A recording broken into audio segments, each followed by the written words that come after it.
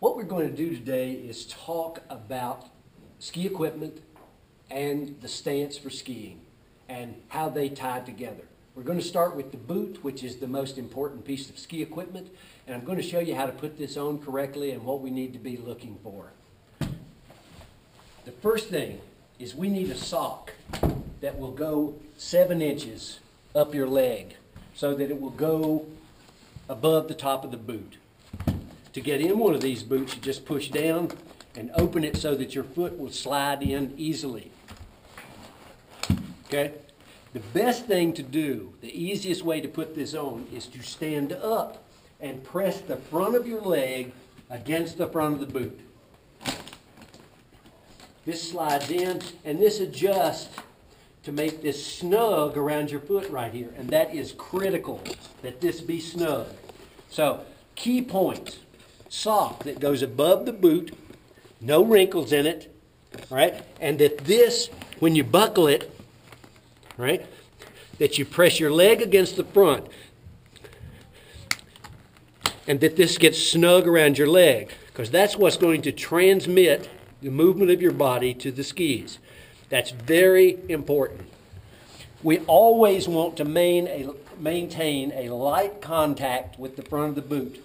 Every time we ski, we're from a light contact to pressing forward, back to light contact, where we never lose contact with the front of the boot. It's light contact, flex the ankle forward. Light contact, press the ankle forward. That is the primary move of skiing.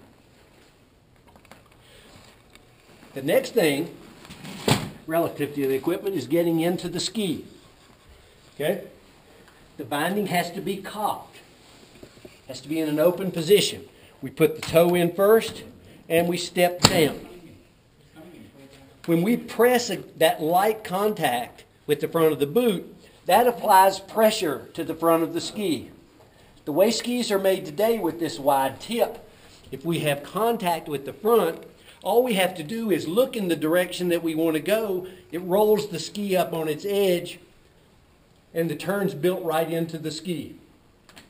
That's why it's so important that we maintain that contact with the front of the boot.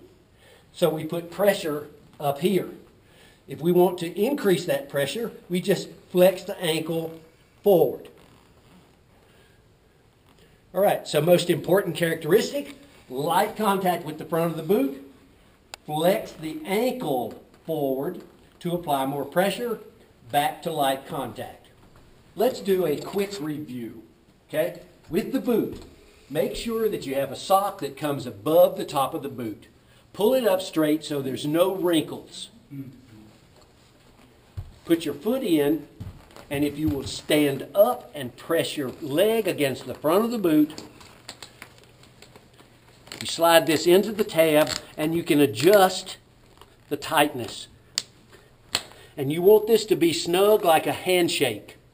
It shouldn't hurt, but you want it snug, because this is what transfers your body movement to the ski.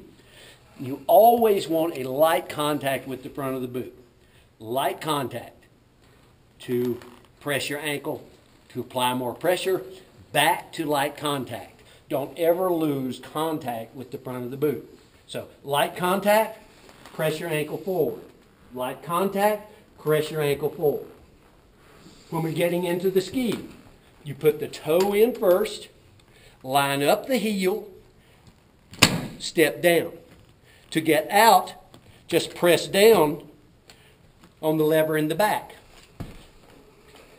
If this is down, you won't be able to get in.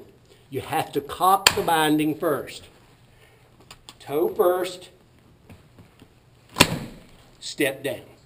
To get out, press down on the back. I'd like to show you a few things that we can do off-season that will make us better skiers during the season. So we're just going to simulate what we do on snow. Okay? Now, again, the principal thing here is try to do everything in that ready position. Light contact with the front of the boots. Hands spreading forward. Look where you want to be. I've put down a line right here, and let's see if we can just hop along this line with that light contact with the front, hands spread and forward. Look at the end of the line and just hop. At the end of the hop, press those ankles forward. Hop, press forward, hop, press forward, hop, press forward, hop, press forward. Keep the hands spread and forward. Keep looking at the end of the line. Hop, press forward, hop, press forward. Let's try a second exercise, and that's going to move from one side of the line to the other. Light contact with the front of the boot, hands spreading forward, look at the end of the line, hop, flex that ankle forward, hop, press that ankle forward, hop, press the ankle forward, hop, press the ankle forward, hop, press the ankle forward, hop, press the ankle forward, hands spread and forward, look at the end of the line, hop, feel the front of the boot, hands forward, look where you want to be, hop, press, front of the boot, hands forward, look at the line. Getting used to these big feet, which are our skis, is something that we can do dry land without any problem. Let's start by just standing on that foot and twisting the ski like this. All right? And like this. Okay? So what's happening with our balance? If we're a little out of balance, we need to get a little more contact with the front of the boot, get our hands spread and forward, about waist level, look where you want to be, pick it up, twist. Oh, what a difference in the balance. All right, now we're in balance. We've got that light contact with the front of the boot. The hands are out in front and spread. We're looking where we want to be. Makes it so much easier. Okay, once we can do that, let's see if we can just turn around in a circle. So we turn this way with one ski. Then let's go back the other way. And here's the best one of all. Let's take this one ski and walk in a figure 8. Always feel that light contact with the front of the boot. Hands spread and forward. Look where you want to be. If we walk in a figure 8, we will make this ski move in every direction that we would make if we were skiing. Let's do the same thing with 2 skis. All right? Ready position. Light contact with the front of the boot. Hands spread and forward. Looking where you want to be. Pick up one foot. Twist. Pick up the other foot. Twist. It's the tip in the direction that you want to go. Think with the fronts of your skis. Okay. Now, let's turn in a circle. Keep those hands spread and forward. Look where you want to be. Back the other way.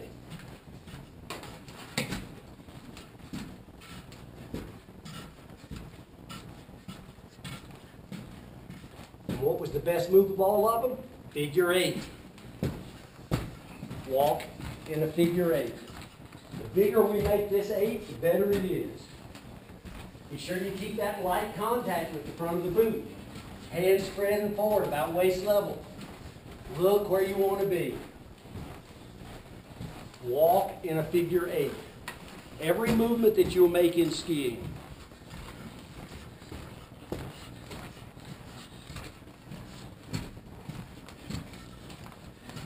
Don't forget the big 3. Light contact with the front of the boots. Hands spread slightly forward.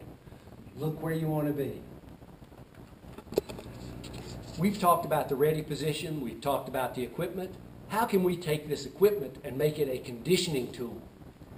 The way to do this is to go out into a field and think about a span of 20 to 30 yards.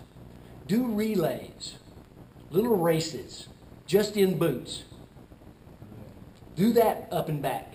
Make it team efforts tags, that sort of thing. Anything that makes it fun and interesting to move in boots is really helpful.